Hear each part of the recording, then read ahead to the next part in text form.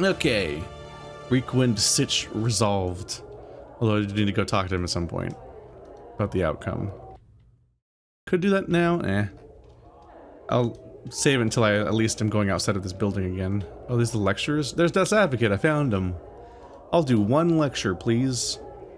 It's like an exposition dump alongside like the like Planeswalker exposition dump. It's just a lot. Maybe this will probably make more sense though, at least, than that guy. That guy was hard to parse. Sigilians, welcome. Please take your seats and listen to the darks of which I speak. He begins speaking with a somber tone. Death. It is what awaits you at the end of life's journey. He coughs slightly, then raises his eyebrows dramatically, waving his hands at the same time. Death is not the end, but a beginning. The Great Conjunction is the end of the world. Or the beginning? And begin, all the same, big change. Random fucking speeches that I've memorized. Die, monster! You don't belong in this world. Okay, that's not. For when you die, you shall not cease to exist. No, far from it. The outer planes shall welcome you to their breasts. There, a new life, one such as you have never known, awaits you there. You shall cast away the tattered cloak of this life and become one of the faithful, a petitioner. As a petitioner on this outer plane, your life's journey shall truly begin. If you have been a goodly sort of gentleman, steadfast in charity and goodwill towards your fellow bloods, perhaps the light blanketed slopes of Mount Celestia shall house you when you die. Your spirit shall pass on to this place, dwelling as a petitioner in the beauty of golden mornings, soft sunlights that caresses. He sighs dreamily. Perhaps you lived your life to betray others and get ahead, giving lies instead of truths, backstabbing others, all to accomplish your own goals. Cold, blood-red carcery, the plane where all turncoats fall when they pass on, shall be the cage that imprisons you. As a petitioner of this plane, you shall live a life of treachery and treacheries, of lies and lying, knowing a life without trust. He hunches over, his eyes dart back and forth. And perhaps you have lived a life of bloodthirsty evil, contemptuous of your fellow man, laying others low and doing as you please without a care for who or what you hurt. Then it is perhaps one of the lower planes, Baator, or the chaotic swirling layers of the abyss, that shall welcome you. Evil to the core are the spirits that come to this plane, and most are doomed to mindless cruelty and suffering, or servitude in the dreaded, he whispers dramatically, blood war. No matter where you go, know this, you shall be embarking on a new life. A new life, my Sigilians. You shall be able to start anew without the burden of memory of your past life. Your soul goal, if you will. He smiles at his own humor. Is to merge with this new plane that you are on, becoming one with the ideals and the very substance of the plane itself. You shall be one of the inhabitants, the petitioners on this plane, ideally, one of the building blocks upon which the plane is built. It is the goal of all petitioners. To accomplish this goal, he claps his hands together for emphasis, must hold to your ideals. Is this a tweet? Your ideals, good or evil, law or chaos, or somewhere in between. As you approach the alignment of the plane, your journey will end as you become part of the plane itself. 'Tis a glorious existence, my Sigilians. And that is what awaits you after death, my audience. Have a care as to how you live your life, but know that it is not oblivion that awaits you after this life. Now, I shall field any questions you may have for me. Anyone? I had a question. He indicates for you to continue. Can a petitioner die? He looks slightly uncomfortable at this. Well, yes. How? He looks a little more uncomfortable. Well, through any of the normal means, really. What happens when they die? He looks a little more uncomfortable. Well, you merge with the plane. What if the petitioner dies on a plane other than their home plane? He looks very uncomfortable. Well, then that is the end of life there. But no petitioner wants to leave their home plane, friend. He looks around, realizing he is in a trap. To do so, would be oblivion, should they die, really. I had another question. Just uncomfortable as a concept, isn't it?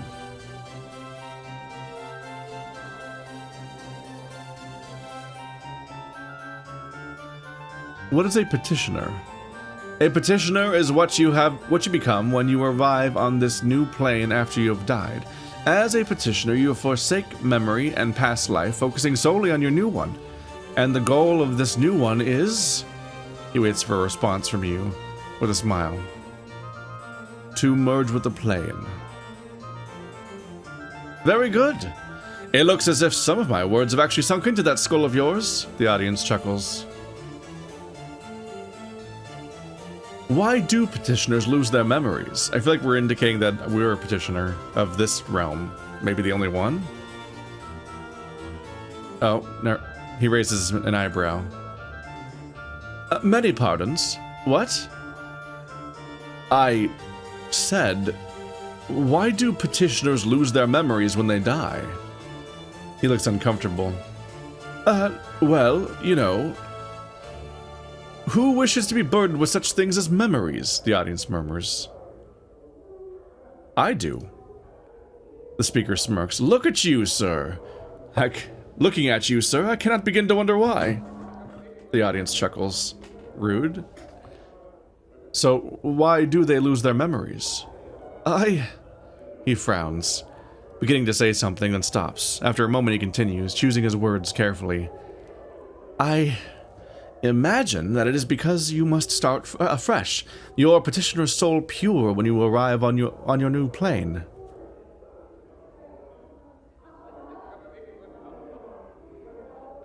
That's no answer. He becomes slightly angry. Do you have a better answer, my friend? Perhaps one you can share? The audience turns to face you.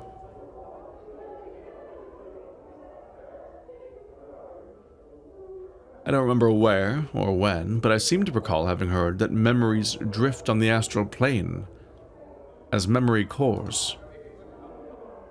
An audience member shouts out, "He is right!" I guess. The speaker turns to face the audience member. Well, perhaps he is. Well then, the question becomes, is a life of memories more important than living life again? Yes, it is. He says angrily. Then it's simple enough. Don't die, friend. The audience chuckles. This guy's gonna be so sick of me by the end. The fact that he preaches all this stuff and then the most basic questions immediately make him uncomfortable is distressing.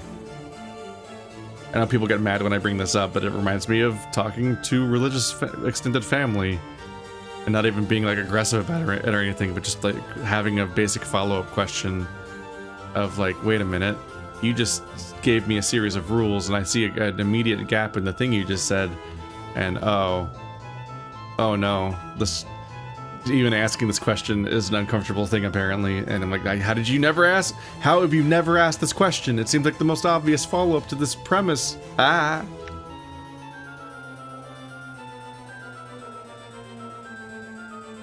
What determines which plane you go to when you die? Your alignment, of course. Good people are destined for the upper planes, and bad people, because morality is so easy to judge, are cast into lower planes. He rolls his eyes, clasping his hands to his heart dramatically. May the powers have mercy on their souls. And where do neutral people go? He raises an eyebrow. An excellent question. Excellent. He turns to the audience. I think this is a typo. Raising a finger. The answer is this. A spirit that has lived a life of complete neutrality, with no leanings towards good or evil, becomes a petitioner of the outlands. The lands that encircle Sigil. They are destined for no plane, except the land that lies right outside our sky, and of which the spire is a part.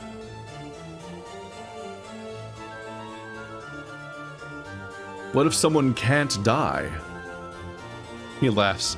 Nonsense. Everyone dies, friend. Even gods die. I can't die. Oh, truly. Look, everyone, a rare treat. One of the great immortals has graced us with his presence. Greetings, O immortal. The audience laughs. I can prove it. At this point, I've just committed to the idea that I've disregarded the rule to not tell anybody, and I'm just like, what if I just gave proof that I can't die left and right? Whee! Oh, do. There's more laughter from the audience. What sport? Take heed, my audience. I think we shall have a rare display at my lecture today. Come up here, O immortal, and we shall see who is right and who is dead. Kill yourself, then get back up. The speaker turns white at this, taking a step back. By the powers! I think it's only fair that you prove your point now. The audience watches in morbid fascination. Well, now. Go on, die. Here, now. Prove your words to be true. Embrace your life as a petitioner. I didn't know it was going to go here, and there's no dialogue options, so I'm a little distressed. He gulps. Now, he offers weakly. I must confess that I'm not quite ready to depart this life just yet.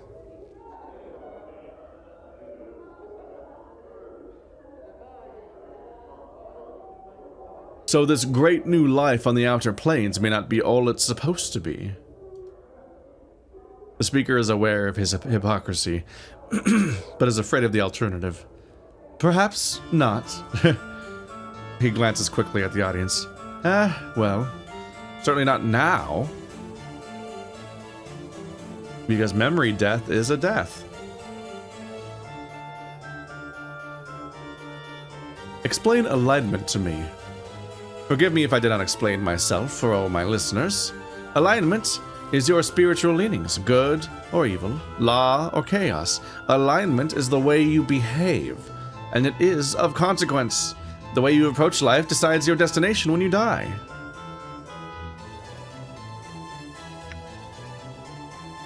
The Dustmen say this life is where we end up when we die. Like we've already died before and then we ended up here. The speaker chuckles derisively. Some members of the audience chuckle as well. There are countless petitioners, my friend, Dustmen among them, who would disagree with Dustmen philosophy.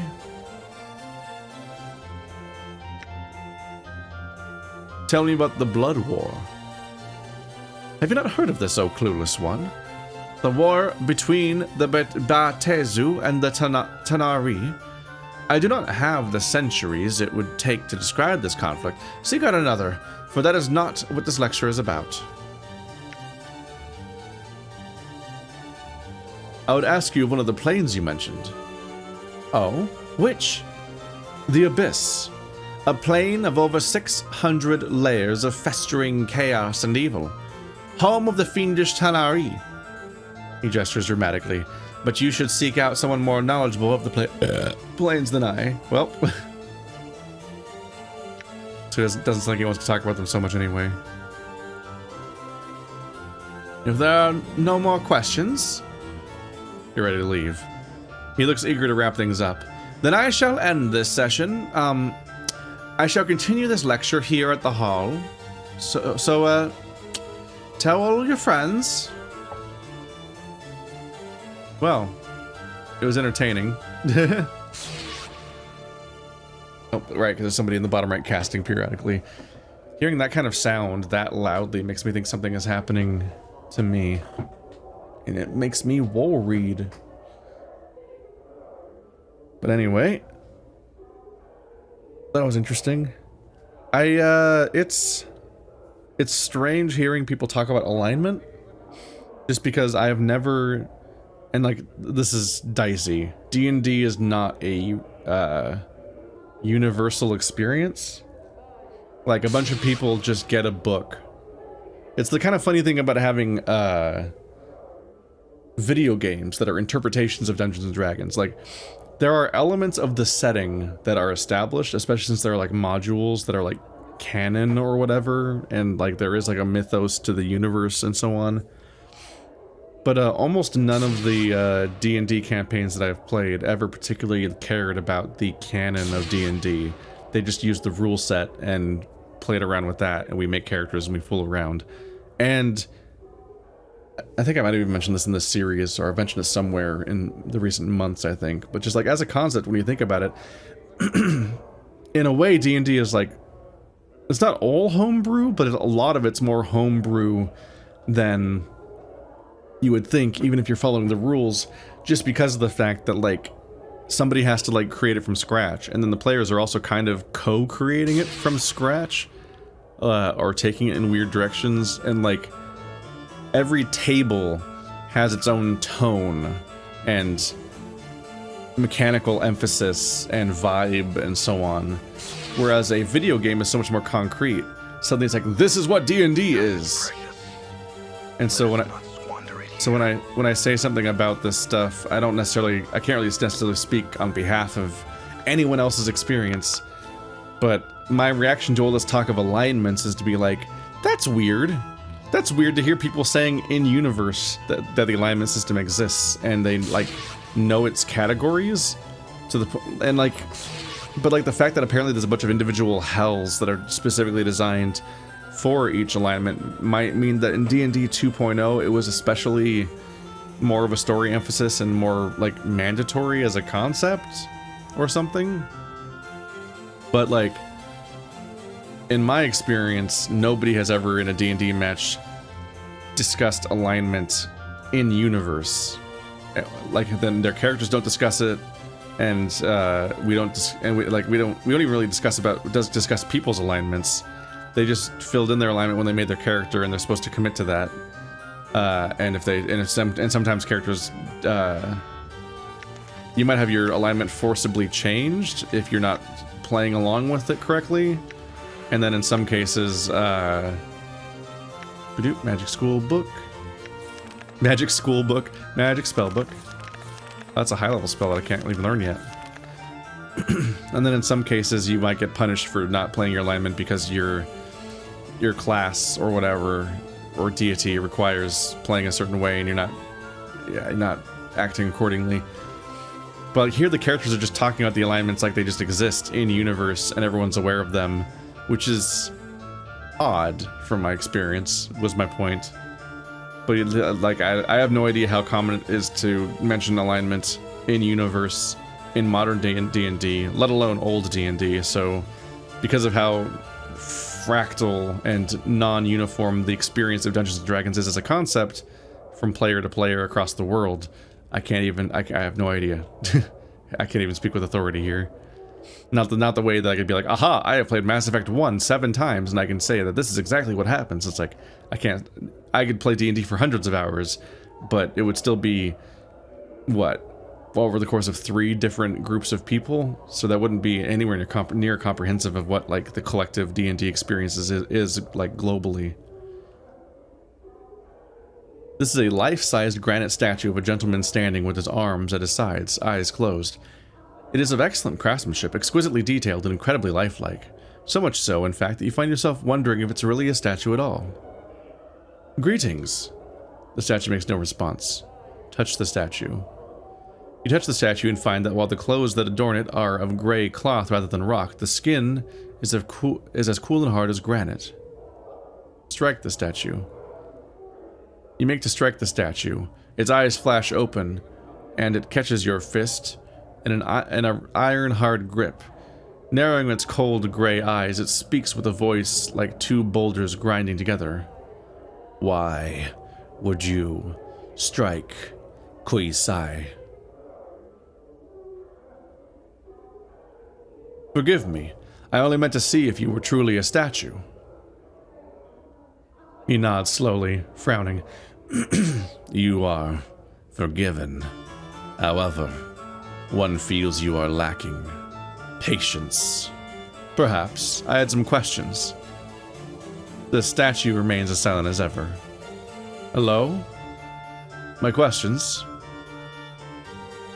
Just gonna patiently wait for a response. There's still no response. You get the sense that Kuisai might be testing your patience.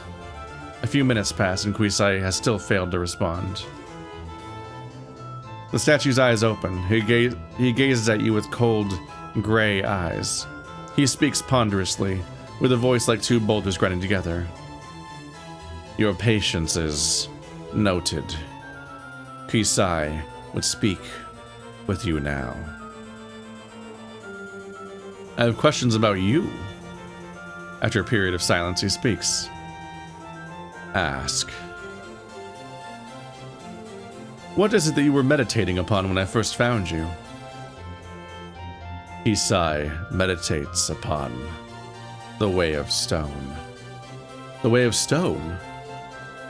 Kuisai nods. A philosophy, a method of combat. With it, Kuisai seeks to achieve invulnerability. Invulnerability? You'd be unbeatable in combat? Yes. Now, the way is not yet perfect. Kuisai will make it so one day.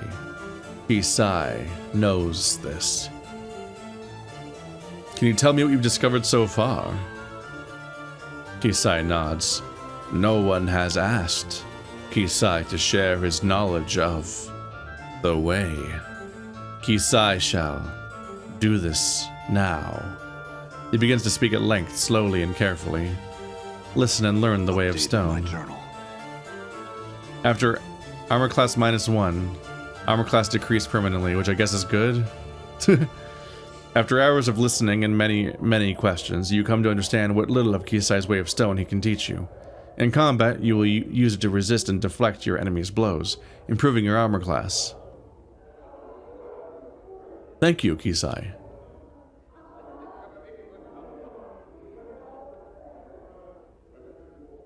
Who are you? I am called Kuisai. What are you exactly? One is of the race called Stone Princes. Kuisai is Genasi of Earth. Genasi? Updated my journal. He nods proudly. Kuisai's father, an elemental creature of Earth, a Dao. Kuisai's mother, a human woman of noble heritage. Such is what it is to be Genasi of Earth. That sounds like an uncomfortable copulation. What do you do here? Kuisai meditates. Kuisai also trains others in arts of combat.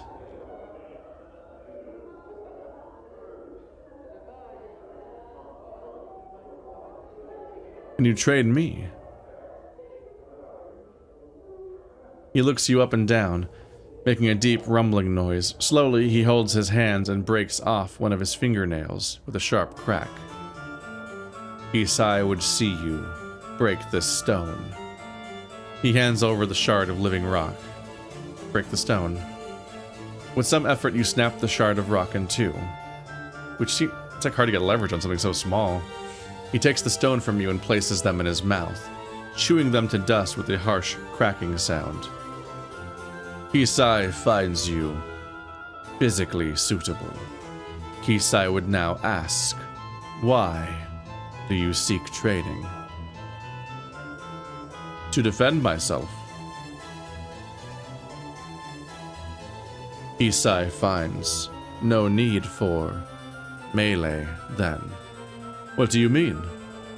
Kisai means to say that there are ways to do these things. One may steal an opponent's weapon, leaving him defenseless. You won't train me then?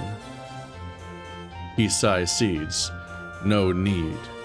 You have failed to convince Kisai otherwise. Perhaps you should speak to the thief tutor here. If you do not wish to train beneath him, he might prove a counterpoint to my argument.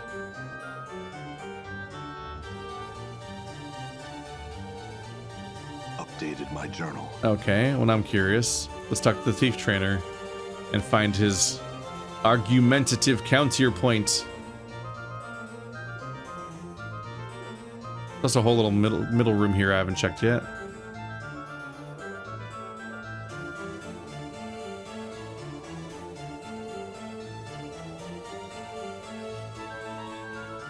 So everyone in all these rooms are just people in training, aren't they? This person's trying to remove items from the pockets of a stuffed mannequin, which is suspended from a frame and hung with various bells and chimes. Each time the person touches the mannequin too forcefully, it jingles loudly. Hey, I saw this in Teenage Mutant Ninja Turtles, the movie. Remember the movie? Teenage Mutant Ninja Turtles, the movie?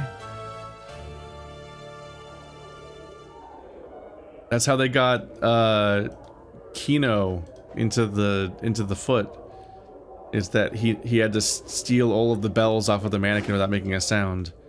And then Raphael, like during the smoke bomb, Raphael snuck in and did it for him.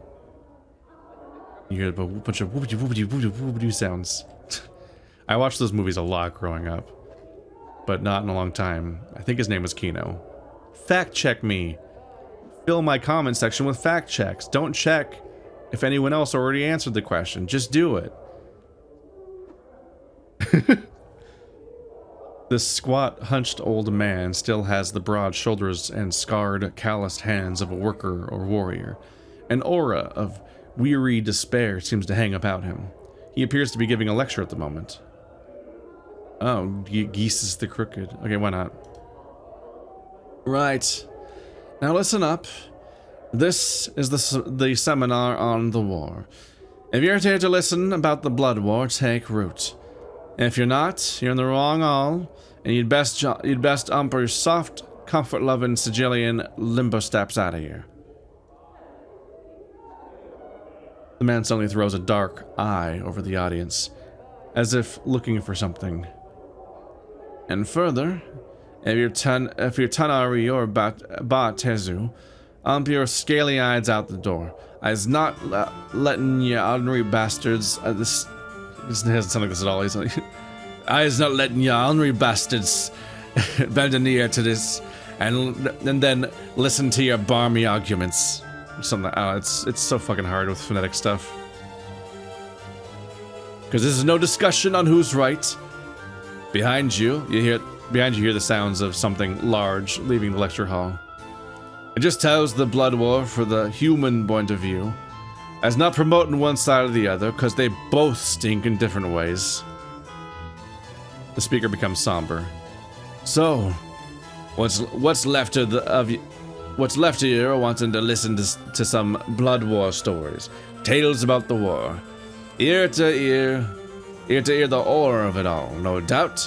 The floating fortresses woven weaved a human skin, the plains wide battlegrounds, the blood war be fought on. He bares his yellowed teeth. Tales of fiends locking fangs with other fiends.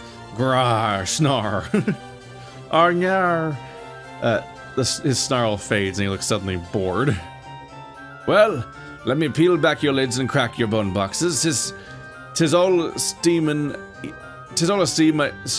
heap of barmy nonsense to be dwelling on that forged dung. He spits in derision, rolling his eyes wildly. I'll tell you this, though, you can't imagine the scale of the blood war it's fought on. Nothing you've seen, heard, or participated in. Nothing compares.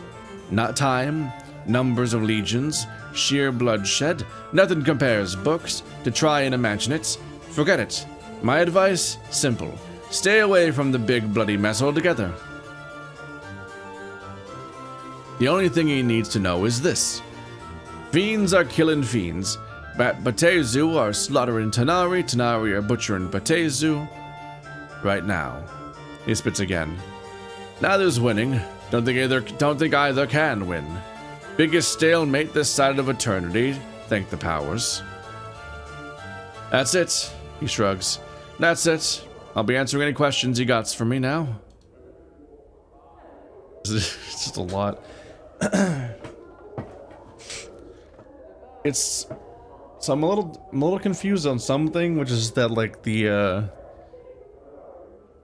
when we suggested that everyone here are people who died in the human world essentially, and now they're here in Sigil, which feels like the Sigil feels like it's the true neutral capital of the planes or something.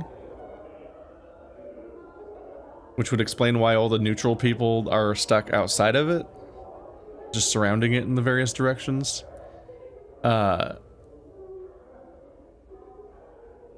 like, but like he disagreed with that seemingly, didn't he? Like he didn't agree with that premise supposedly.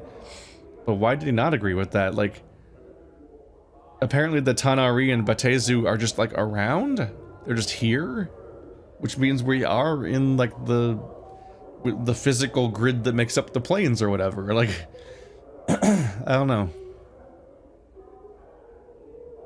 Can't you give me a little more on the blood war itself? If I were to boil it down, it'd be this. The blood war's been going on damn near forever, and will keep going on until damn near forever itself gets penned in the dead book. The Tanari, the champions of chaos and evil, are trying to stomp the green-colored dung out to the Batezu, the champions of law and evil. They butcher each other over how each of them thinks evil should be.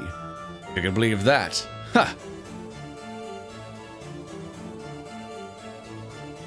So Tanari are chaos, Batezu are law. Chaotic evil and lawful evil. Where's the neutral evil? The boring ones.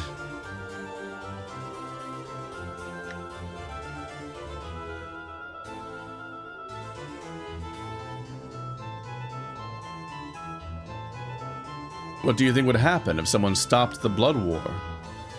It can't make any piking difference in the war. It's too sodden big. You're a stone, a pebble in an ocean that's a pebble in another ocean, which is a pebble in another ocean, and so on and so forth till the stench cows come home. Stench cows. As a pebble, your goal is not to be noticed and sink to the bottom with the rest of the dregs. Go on. If you could make a difference, which you can't, you shouldn't try, because then the planes would tumble on down. Why? He holds up his hands like pillars. The blood war's like a big bloody support beam propping up the planes. Kick it down, the whole lot of planes come tumbling down with it. Lots of baggage rests on the back of the war. He suddenly brays like a donkey, laughing bitterly. The biggest, nastiest pack animal in the planes. What does that even mean? The war going away somehow ruins everything? I thought he was worried that if one side won, then they'd go after everyone else. He grins cynically. Besides, as some say, war's great for business. He laughs hollowly, then looks as if he could suddenly cry. Never mind that. Another question? Are you all right? You seem pained. The man smiles sadly. Aye. Listen, Cutter, I'm no priest, nor would I want to be one, but hear this. Keep evil out of your heart. When you die with evil in your heart, your spirit falls into the lower planes where you become a petitioner. Go on. Any guesses as to what happens then? Petitioners in the Abyss and Baator get twisted into foot soldiers. And get to fight in the Blood War for all eternity. He chuckles, shaking his head. So that's the dark as to why the Betazu and Tanari are all corrupt as they and try and corrupt all they touch. Because they need more troops. Eat this. Keep evil far from your heart, Burke. What started the Blood War? You got a right to be curious what started the big old sodden soupy mess in the first place. What sets the fiends to locking arms in the first place, biting and clawing at each other until that was the only reason they were alive. Simple. They met, he sighs. Tanari and Betazu crossed each other one day, and like two drunken bigots, they set to fighting. That's simple. He frowns. Well, nah, pike that. Imagine two drunken priests who believe each knows the only way to live. Now make those priests ripped with scales and fangs and horns and a cruel streak 7 leagues wide and put them in the itty-bitty sodden cell. Oh, and you have a good fight to the love that can spring forth. And there you have it, the origin of the Blood War. Why are two evil races fighting? One believes evil should be nice and orderly. One believes evil should be chaos running rampant across the plains. Both evil, but doesn't mean they can't agree on anything. Bad blood. Each wants to exterminate the other, and so only their brand of evil remains. They hate each other, like... He wrings his hands together, trying to find the right words. You see, they don't hate like we hate. We don't even know what hate is. We have one word for it. They have... His voice drops. Thousands upon thousands. Their meanings twisted and piled like bodies. That's why they fight. How does one get hired into the Blood War? You know, every once in a when, some leather-headed Burke comes around asking about a job in the Blood War. They want some jink. They want a quick stint, and when they get along with their lives. Mayhap I was one of these leatherheads. Mayhap I was a sellsword, and heard there was a little jink to be made in the war. Got me interested. Taught me a lesson, it did. We're like ants running around the heels of dancing sod pike gods. I saw big men who claimed to be big soldiers. He shakes his head. Paper soldiers. War's a furnace for them. Makes them wake up or burn. I imagine it's like spawning into the fucking berserk eclipse. Well, how'd you survive the Blood War? The man's face darkens. Well, that's the one thing I won't speak of, Cutter. Suffice to say, a man does what he has to escape the war. Where is the Blood War fought? Plenty of places, usually the lower plains, anywhere along the river Styx, the 9 layers of Baator, the 4 furnaces of Gehenna, the Grey Waste, cold, red carcery, the prison plain, and the piken near endless well of evil. That's the Abyss. Somehow the Grey Waste sounds familiar to you. Tell me about the Grey Waste. Also called the Glooms. He shrugs, then shivers as if by reflex. Grey in every sense of the word. Color burns your eyes there. They shout, are too loud, and your dreams are pulled to the surface and poured onto the ground.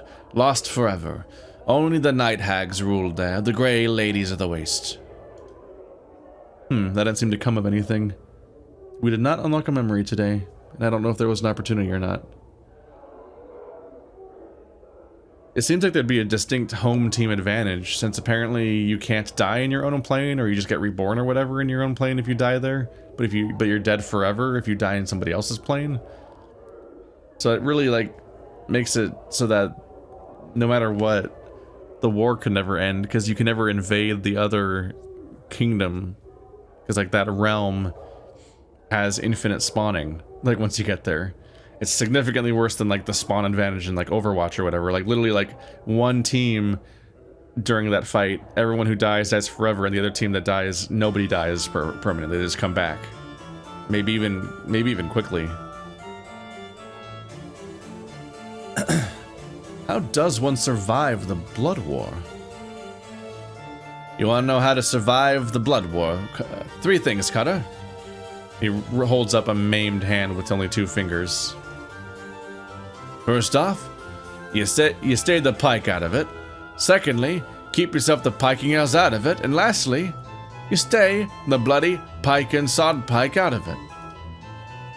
If any part of the war rolls your way, let your imagination give your bum a kick and run as far and fast as you can. If you can't run, then lie really still and pray it passes you by. He pauses for a moment. So there's no place I don't touch. There's no place it don't touch, and there's almost nowheres you can run to get away from it. If there's nowhere to run, why aren't these fiends fighting in Sigil? Ah, now, Cutter, look. They have fought here a few times. Sometimes we get a little spillover from the Blood War. Our Lady of Pain, bless her steel-ridden heart, puts out the fires. Oopsie.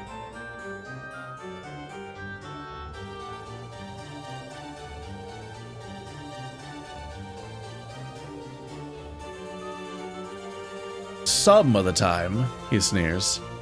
There's been times, some horrifying drizzle on yourself, you're so sodden scared times, where they've smashed and burnt and clawed their way through the whole sodden city blocks of Sigil before she decides to clean house. He clucks his tongue and winks cynically. So she ain't always as keen on stopping the Blood War as it might seem, see? I think that's probably what happened in the lower wards. Why don't the fiends just take Sigil? He laughs, but it turns into a sputtering cough. Don't get me wrong now, both the Tanari and Batezu want Sigil fierce. 'Tis the most precious staging ground in the Piken multiverse. The cage of the city adores, and the cage of the city adores and connects everywhere. You can't ignore it. And if you're serving in the Blood War and you want to win, you gotta have it. The man coughs again. 'Tis just the fiends aren't gonna get it while the lady's in charge, 'tis all. She's tough as nails, her blades cut you deeper than any fiend's fang, and that knots the fiend's stems like you wouldn't believe. One quiet lady, her hands tucked in her sleeves, holding back the Blood War all by herself. He laughs bitterly. But fiends are still allowed in Sigil? Oh, damnably certain. They can't brawl in the streets too much, so as neutral ground, Sigil allows them to rattle their bone boxes without trying to murder each other. Sometimes they'll chat it up with each other here. The peace don't stay that way for long, though. Also, just because they can't butcher each other in the streets doesn't mean spies, recruitments, and backstabbing don't go on here. They fight battles with lies and words, Burke. Sometimes 'tis all in the bluster and blather. And there's safe houses, too. Places where they can cool their talons afore the next skirmish. Go on. And they like to recruit here, too. Looking for boys fresh off the plains with a little greed in their hearts that can make part of their glorious army. He stops speaking to peer closely at you. Mayhap they recruited ye once, eh, Cutter? You look like you've tasted the war. Perhaps. The war leaves a scar on your, Cutter. You'd know. And you'd know you never want to go back. Your temples begin to throb painfully as you consider the man's words. A memory begins to surface. The lecture hall begins to fade from view as terrible visions begin to seep up from the base of your mind. Visions of a place where seasons are like nothing you've ever felt or heard or tried to shut out. A place where prayers go unheard, falling like stones to the earth, Vein-colored lightning flashes across things that were once sky, but now boil beneath your feet and scream when you brush against them. You run at the head of a large band of men, passing through dark canyons where the walls quiver moistly and beat like a heart, wearing only your own blood as clothing. At last you stand in a place where the ashen gray terrain slithers like a mass of snakes, coiling around your ankles and whispering your evil to the earth. You march endlessly, silently, through their colorless land, where fatigue seems to live and hunt you like a shade over the wastes, whipping you with despair. In time, you and the ragged men who follow you upon a hag. You and the men who follow you come up blah blah falling apart here. In time, you and the ragged men who follow you come upon a hag sitting upon a mound of gigantic, writhing larvae. Pointing at one of the slime-covered things with a broken talon, you indicate for one of the men to run forward and speak with her. The hag's grating voice carries to your ears.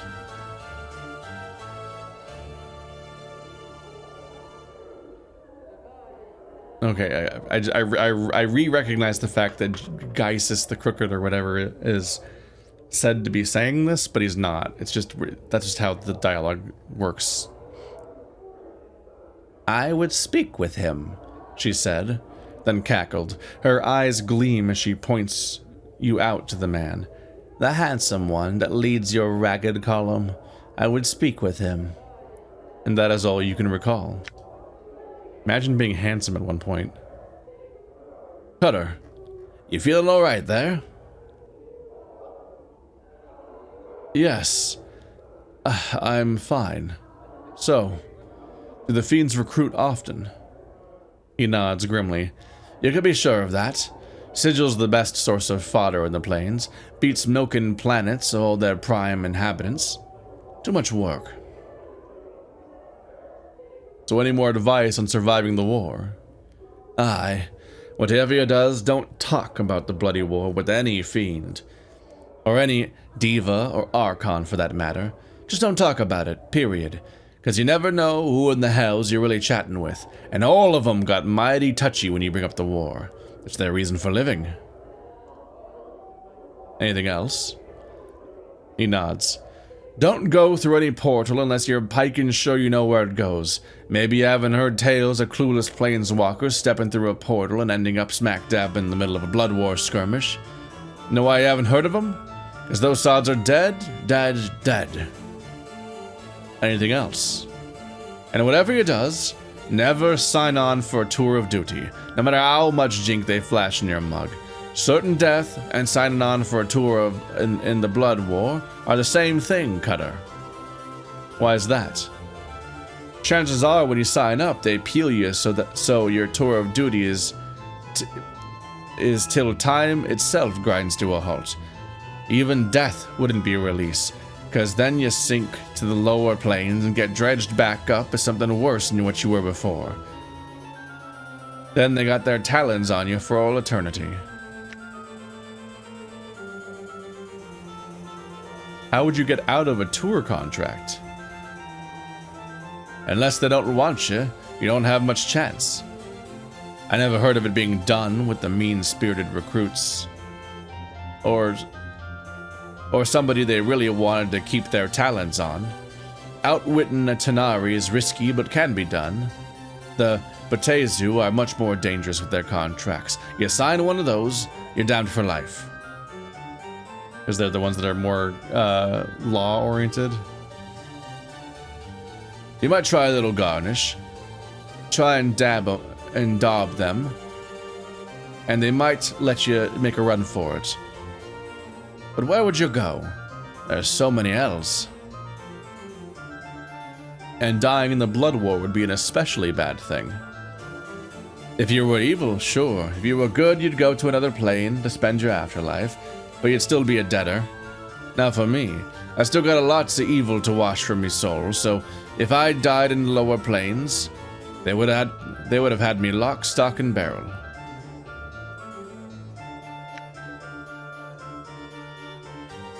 You go to another plane when you die. Can you explain that?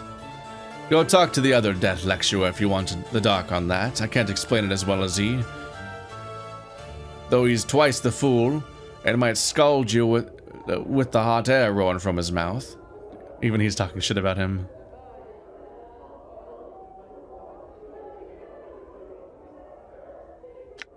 Describe the Tanari. The man nods. The Tanari pay better than the Batezu, but you need to be 2 or 3 faced and have a bunch of eyes sprinkled all over your body, because you can't ever turn your back on them. They're chaos. The ones with whim and whimsy in their hearts. Trust or uphold in their word aren't high on the list. He sniffs, then shrugs. They don't care what happens as long as something happens, and 'tis evil. Mostly they attack the Batezu to keep them from killing each other. Batezu. The man nods. They don't usually pay as much as the Tanari, but they don't break their written word. They're smart, tough, several hundredfold smarter, and they have been making contracts since time began. They know how to peel someone with words, they do. Sign, and they most likely will be peeling and hung to dry in their legions. Go on. They plan like bastards. They put more thought and preparation into a single strategic skirmish than most human armies devote to an entire campaign. He sniffs and scratches at his chin. They usually assemble their forces on Avernus, the first layer of Baator. What's Avernus like? Avernus? The man grimaces, as if recalling the place caused physical anguish. 'Tis inhabited by the damned and those that prey upon the damned. The red-flecked lands, the noxious sands, and blistering fires that scream across the landscape. That was my taste of Baator, the lair of Avernus. Terrible place. What sort of forces serve in the Blood War? All sorts, aside from various mortal burks from across the plains. Abishai and Cornugons, Lemures and Nuparibo, Succubi, the list goes on and on. Jesus Christ, okay. Tell me of the Abishai. They're the grunts in most Batezu armies. They're different sorts, black-scaled ones being the weakest and most common.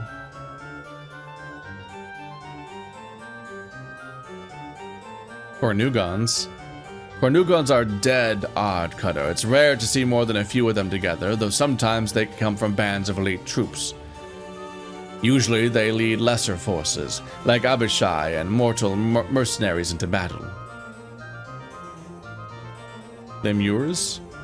Lemures are these things that look like melted people, annoying little sods that regenerate, even as you're killing them. They're oblivious to danger or pain, and so will never run away from a fight. Mostly good for dying on the front lines and not much else.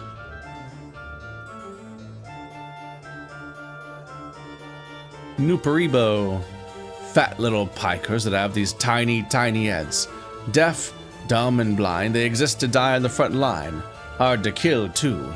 Even the most wee of them will grow back to the hole once you let it. If you let it. Nuparibo. Fat little pikers that have these tiny heads. Deaf, dumb, and blind, they exist to die on the front line. Hard to kill, too. Even the most wee bit of them will grow back to the hole once if you to a whole one if you let it. Succubi. Tanari. Lovely but dead evil they are. They seduce mortals and try and drag them into the abyss. More petitioners, more fodder for the war. And all of these were originally people, right? That's the context.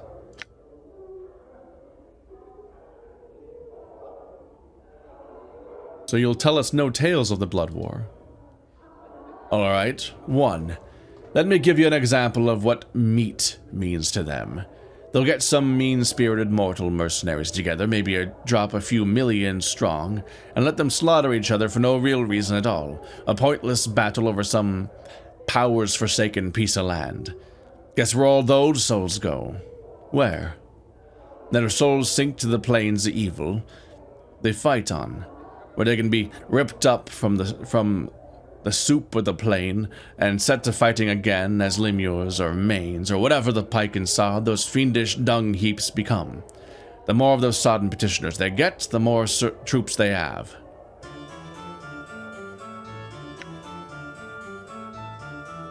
Right, this is the last bit then.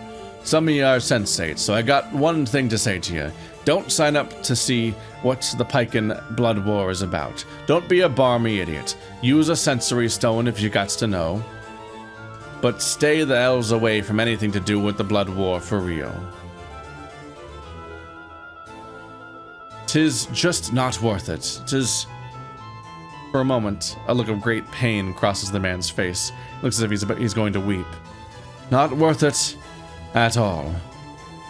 That's the end of the session, so farewell. I need to take a break after this. That guy wore me down voice-wise. Alright. I often want to marathon this game more, but the act of playing... I'm locked onto their... I'm gone. Aye? I don't know how to undo this. Might as well.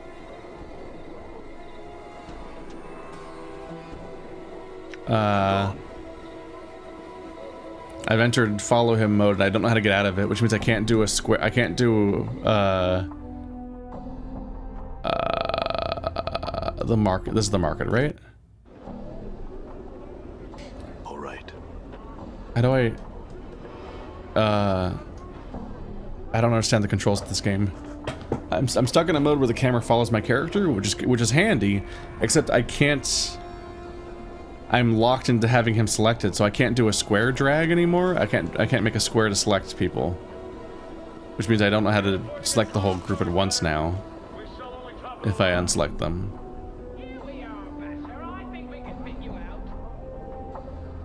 Reekwind, you poor boy. You see Reekwind. His eyes have reverted to their normal size. He's no longer assailed by the twitching spasms you noticed before. He's smiling. He looks considerably cleaner than before. Greetings, Reekwind. I had some questions for you. He looks at you, amazed. It stopped. It all stopped. Just like that. He snaps his fingers and looks down at himself. Powers above, He laughs. I feel clean again. Good to hear it. Jumble didn't want to remove the curse, but I got it out of him. Thank you, sir. He looks flustered. I have nothing to pay you with, but you are in my good graces. He shrugs. For whatever that is worth. He frowns, then stands straight. I will tell the story of your kindness to all who will listen. Actually, do you have any stories you haven't told me already? That could be payment enough. Of course, of course. Reekwind looks around. Though I've had enough of telling tales for a while, do you have something I could write them in? Updated my journal. I have a journal here. Reekwind takes the journal. Ah! He scribbles for a while, then hands it back to you. There you are. Thanks, Reekwind. If you would never use that name again, I, among others, would be thankful. Very well. What should I call you? My name is... He suddenly catches himself and smiles. No. Perhaps I shall keep that to myself this time. He nods respectfully to you. Thank you again, good sir. How much experience was it? 5,000. Not a huge deal. But it is a closed loop.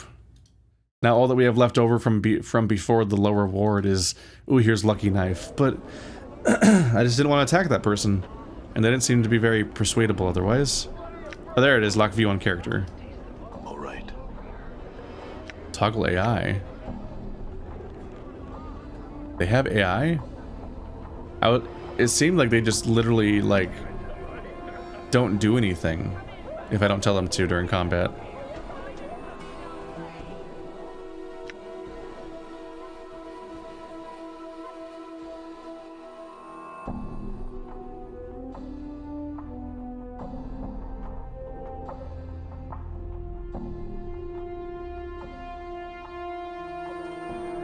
The first... Okay, so in exchange for helping me shed his curse, Requin put all the stories he knew into my journal. He only knows 3 stories?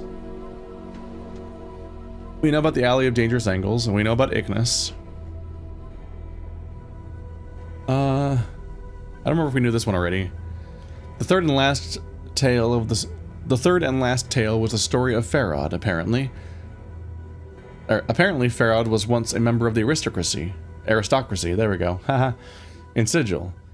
But he used his position to bend laws, cheat others, and even condemn innocent men. His acts were so deceitful that it damned his soul to the lower planes when he died. When he learned of this, he became afraid, and looked for a way to dodge his fate. Apparently he consulted several seers and was told that he would find a means of saving himself in the trash of Sigil. Farod cast off his position of respect and became the king of rags, sending his gang of collectors to scour the Sigil streets in search of something that would set his soul free. But he knows not what it is. And he was hoping it'd be that brass sphere, but I don't know if we even found out if that was the case or not, because he got torn apart by evil ghosts. Oh yeah, over there is the other guy that I thought was... He was described as like metallic, but I'm like, isn't he just a skeleton? Still not totally convinced. Like, those look like ribs, and his head does look like it's floating. Like it'd be only attached by like a bone, and not like an actual neck. But his face does look kind of complete. I don't know what their deals are. Maybe they are like golems, or Warforged, is that what's called in like 5 or whatever. So maybe they're like that. But I don't know.